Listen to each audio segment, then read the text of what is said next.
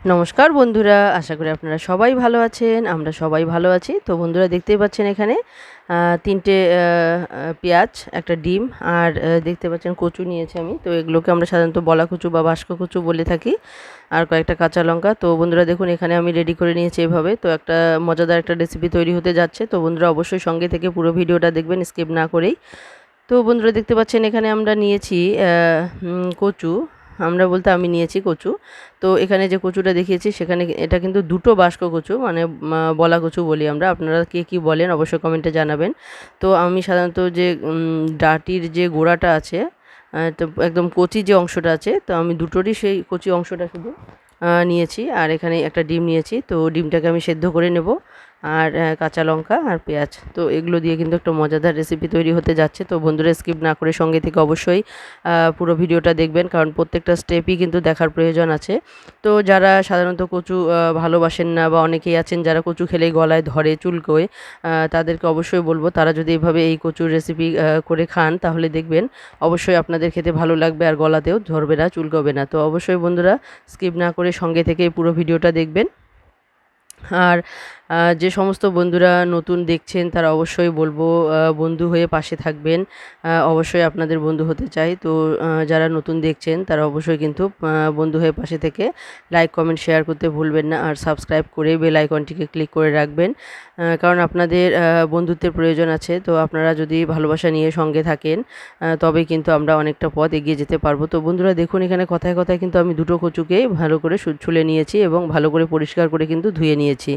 দেখতে পাচ্ছেন এখানে জল জমেছে থালার মধ্যে। তো বন্ধুরা দেখুন এখানে যে গ্রেটারটা আছে, তো সেই গ্রেটারের সাহায্যে কিন্তু আমি কচুগুলোকে ভালোভাবে গ্রেট করে নেব। তো দেখতেই পাচ্ছেন এখানে সুন্দরভাবে গ্রেট করে নিচ্ছি।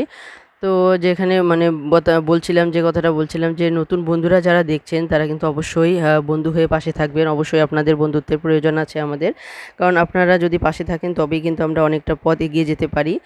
তো অবশ্যই সবার প্রতি অনেক অনেক ভালোবাসা থাকলো। যারা নতুন দেখছেন তারা অবশ্যই কিন্তু লাইক কমেন্ট শেয়ার করবেন এবং সাবস্ক্রাইব করে বেল আইকনটিকে ক্লিক করে রাখবেন, তাহলে যে কোনো নতুন ভিডিও আসা মাত্রই আপনাদের কাছে পৌঁছে যাবে। তো বন্ধুরা দেখুন এখানে কিন্তু খুব সুন্দরভাবে কিন্তু কচুগুলোকে আমি গ্রেট করে নিয়েছি। তো দেখতেই পাচ্ছেন কতটা সুন্দর লাগছে দেখতে। একটা মানে অসাধারণ একটা মানে দেখতে লাগছে, একদম সাদা ধবধবে।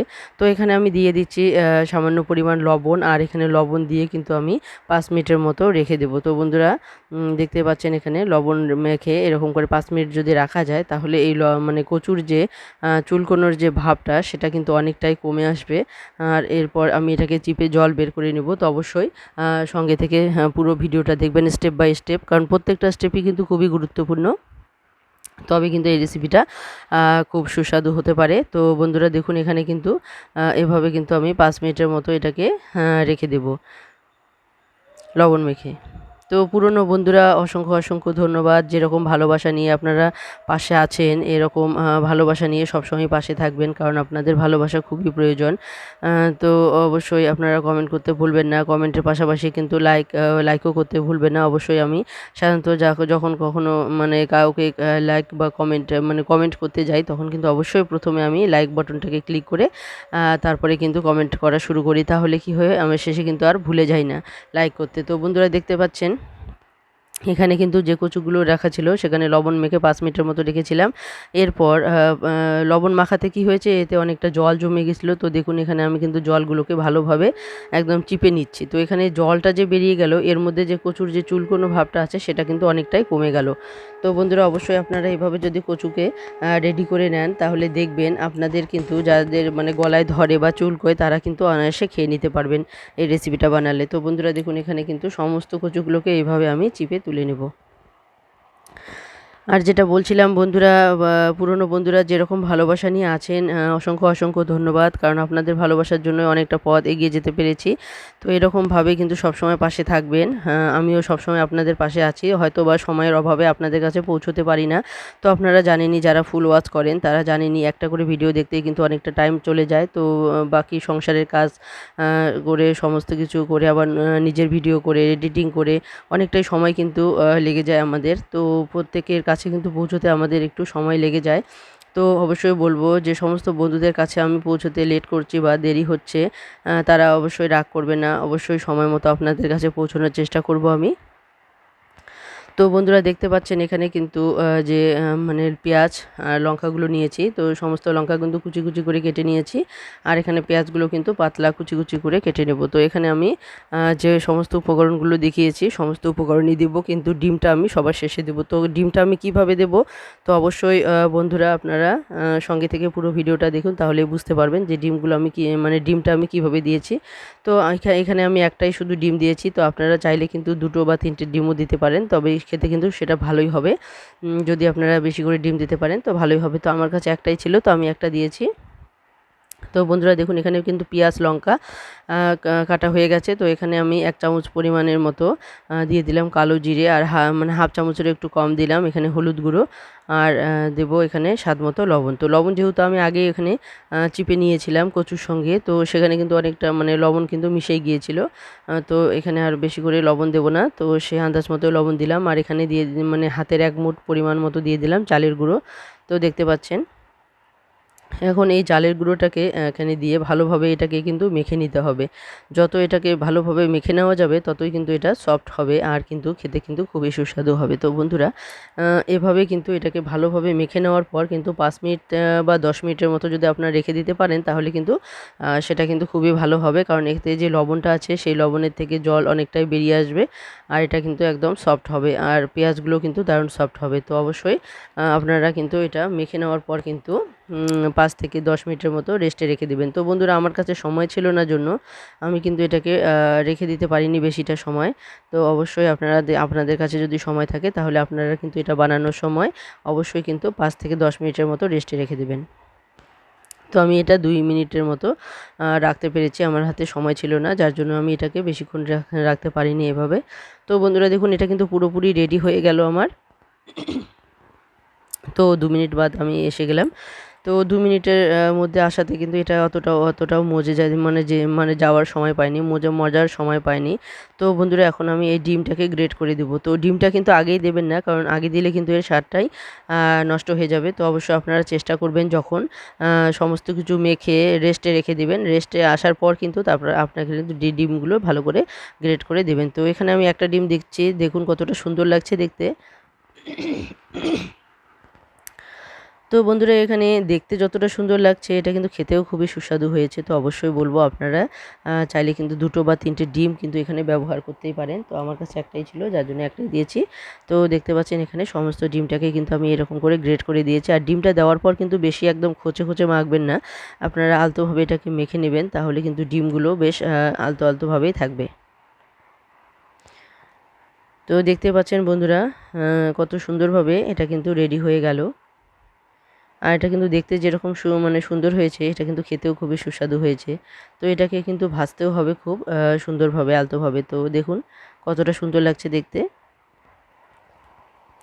তো এখানে যদি আপনারা 2টো বা 3টে ডিম দিতে পারেন তাহলে কিন্তু আরও বেশি ভালো লাগবে। তো এটাকে কিন্তু ডিমটা দেওয়ার পর কিন্তু এটাকে জোরে জোরে কচলিয়ে কিন্তু মাখা যাবে না, এটাকে কিন্তু আলতোভাবে মেখে নিতে হবে যেন ডিমগুলো সুন্দরভাবে থাকে, ডিমগুলো যেন ভেঙে টুকরো হয়ে না যায়।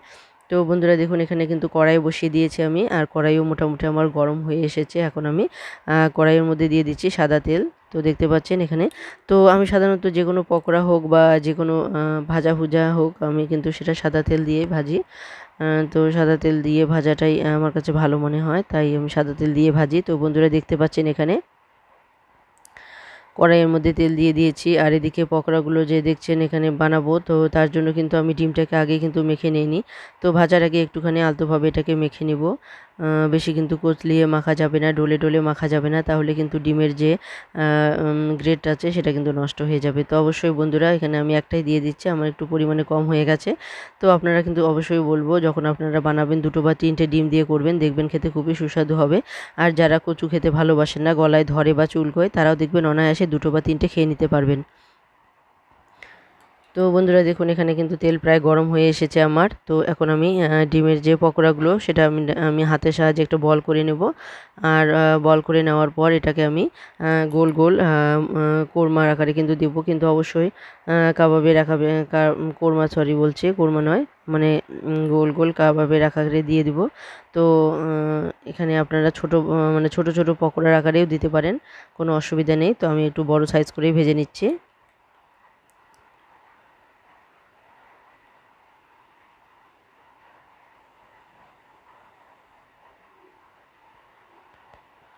তো দেখতে পাচ্ছেন এখানে কিন্তু হাতের সাহায্যে আমি মানে এক হাতে ধরেছি জন্য এক হাতে দিতে পারছি না। তো অবশ্যই আমি দেখাবো মানে দু হাতেই আপনারা বল করে চাপা চাপা করে এরকম করে দিতে পারেন, তাহলে কিন্তু ভালো হবে। আর আপনারা যদি চান তাহলে আপনারা কিন্তু ছোট ছোট আকারও দিতে পারেন। তো এখানে আমি ছোট ছোট আকার না দিয়ে আমি একটু বড় সাইজ করেই দিচ্ছি। তো দেখতে পাচ্ছেন এখানে আমার পকোড়াগুলো কিন্তু একটু বড় সাইজেরই হয়েছে। তো আপনারা চাইলে কিন্তু ছোট ছোট করেও দিতে পারেন, তাহলেও কিন্তু খেতে বেশ ভালো লাগবে।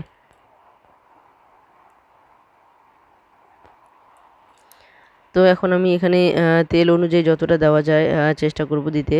তো দেখতে পাচ্ছেন এখানে দুটো হয়ে গেছে, আর দুটো দেওয়ার পর কিন্তু উল্টে পাল্টে নিয়েছি, তাহলে একটার সঙ্গে আরেকটা কিন্তু গায়ে লেগে যাবে না, আর সুন্দরভাবে কিন্তু এপাশ ওপাশ ভেজে নেওয়া যাবে। তো বন্ধুরা এইভাবে প্রত্যেকটা মানে পকোড়াকে আমি ভেজে নেব। তো বন্ধুরা অবশ্যই বলবো এই রেসিপিটা আপনাদের কিন্তু অবশ্যই ভালো লাগবে।